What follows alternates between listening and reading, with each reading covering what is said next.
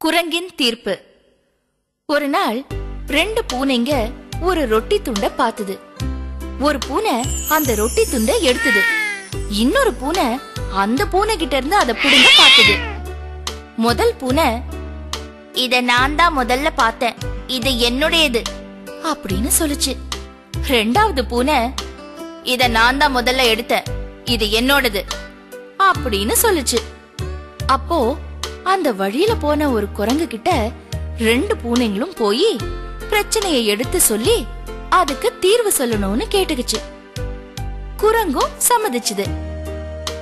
அந்த ரொட்டி துண்ட கொடுங்க அப்படின்னு அதை எடுத்து ரெண்டா பிரிச்சுது. பிரிச்சதும் தலைய அசைச்சு, ஆஹா, ரெண்டும் சமமா இல்ல, ஒன்னு அதிகமா இருக்கே அப்படின்னு யோசிச்சுது. அதுக்கப்புறம் ஜாஸ்தியா இருந்த ரொட்டி துண்டுல இருந்து கொஞ்சம் எடுத்து தின்னுச்சு. மறுபடியும் துண்டுங்க சமமா இல்லாததால அதுல இருந்து இன்னும் கொஞ்சம் எடுத்து தின்னுச்சு. இப்படியே மாறி மாறி ரெண்டு துண்டுங்கள்ல இருந்து தின்னுகிட்டே இருந்து ரொட்டி துண்டுங்க ரொம்பவும் சின்னதா ஆகி போச்சு.